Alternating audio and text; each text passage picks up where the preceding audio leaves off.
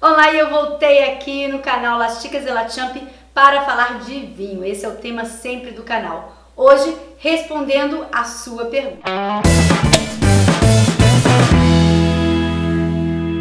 E as perguntas que eu vou responder nesse vídeo são relacionadas à Argentina ou à uva Malbec, que sempre é um tema muito perguntado e tem muitas dúvidas. Então, fique atento porque a sua pergunta pode estar aqui nessa listagem. A primeira pergunta é: qual região se destaca hoje na produção de Malbec na Argentina? E gostaria de saber também por que os vinhos argentinos costumam mencionar altitude no rótulo. Então, a primeira pergunta, a região que produz Malbec, a melhor região. A região mais promissora e, obviamente, a região mais de destaque é a região de Mendoza, que é responsável por 70% da produção de vinhos da Argentina.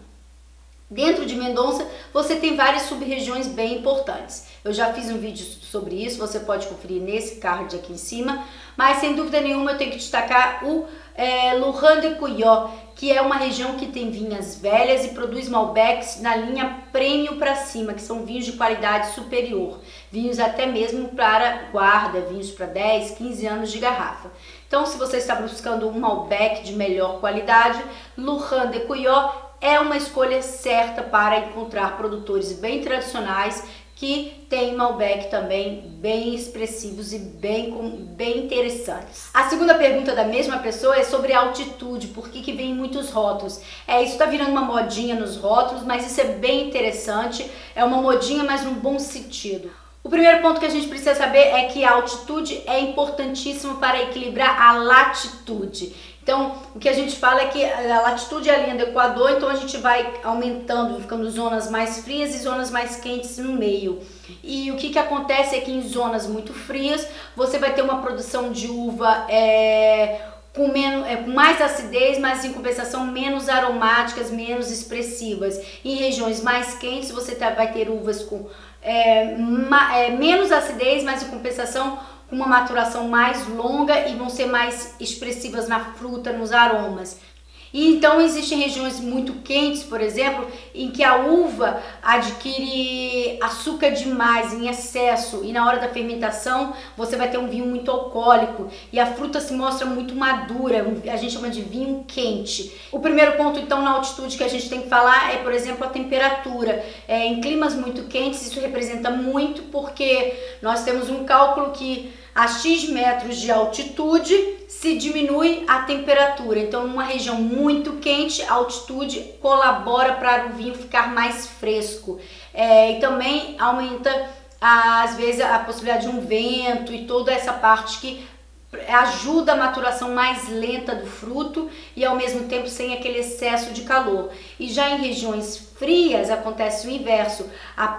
Na planície, a uva é muito fria, ela às vezes não tem um sol, ela não pega muito sol. E aí nas montanhas, como por exemplo na Alemanha, se coloca na montanha, bastante inclinação, com maior exposição ao sol. E aí você vai ter um melhor calhamento da uva. A uva vai conseguir uma maturação melhor, o que ela não conseguiria em terra plana, porque lá é muito frio. Então na Argentina o que acontece é isso, eles conseguem provar que não tem só a fruta quente da planície, aquela fruta muito álcool que vem proveniente de muito açúcar e muito madura e tudo muito expressivo. Eles conseguem também fazer uma uva mais delicada e com acidez mais presente, e isso eles conseguem principalmente nas regiões com altitude mais alta. Então, para o mundo do vinho, isso é muito importante, se você quer um vinho mais equilibrado, quando você tem um equilíbrio entre a latitude e a altitude. Então, um lugar que é muito quente, com altitude você consegue diminuir esse calor, e no lugar que é muito frio, com altitude você consegue também talvez diminuir o frio e ter um pouco mais de sol na sua uva. É só mesmo questão de equilíbrio, isso faz diferença sim na vinha, e obviamente que quem tem vinhedos em grandes altitudes gosta de expor isso porque é um privilégio, e obviamente colheita e tudo é muito mais difícil e isso encarece um pouco o vinho. Então, para também o consumidor entender que às vezes é uma colheita manual e tudo isso, passa-se para o preço do vinho, e consequentemente é um vinho que chega no mercado com características, qualidade e um pouco o preço é refletido aí, tá bom? Próxima pergunta. existe alguma diferença básica entre a Malbec da Argentina com a Malbec de Cahors? Cahors é na França, é a região mais emblemática hoje de Malbec na França. Eu já falei em algum vídeo aqui no canal, vou colocar o card aqui em cima. E hoje 70% do vinho produzido em Cahors tem que levar Malbec, 70% do corte, né, do vinho. Então essa uva migrou para a Argentina, da França, alguns produtores franceses que chegaram na região da Argentina para produzir, e obviamente os clones, né, que são as variações que temos dessa uva, também contribuem para ter uma uva diferenciada. E como eu já tinha falado na pergunta anterior, o clima quente da Argentina proporciona então uma Malbec mais doce. Isso vai refletir obviamente em aromas mais doces e frutados. Já a Malbec de Cahors, que é um clima mais fresco, você vai ter uma acidez maior e um tanino mais ríspido, um tanino mais duro, sabe? Não é macio, não tem aquele toque adocicado que a gente encontra na Malbec da Argentina. Então praticamente são essas as diferenças. Você pega uma taça, você já vai perceber que o da Argentina é mais púrpuro, mais violáceo do que o Malbec da França. Você vai perceber que os aromas do Malbec da Argentina são mais intensos e mais macios do que, né, até no aroma mesmo, a fruta mais madura do que a fruta que você vai encontrar em Cahors. Normalmente em Cahors a gente encontra muita folha, tabaco, encontra uma coisa mais selvagem do que a fruta mesmo que a gente encontra na Malbec da Argentina.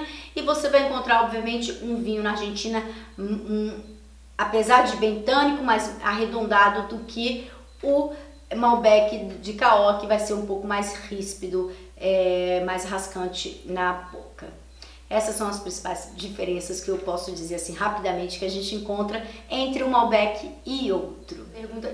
E é isso, eu respondi as perguntas de Malbec e Argentina, tudo relacionado ao tema. E no próximo vídeo eu respondo as outras perguntas que me fizeram nos últimos vídeos aqui no YouTube ou lá no Instagram. Eu espero que vocês tenham gostado, deixa o seu gostei aqui embaixo, compartilha com os amigos e até o próximo vídeo. Tchau, tchau!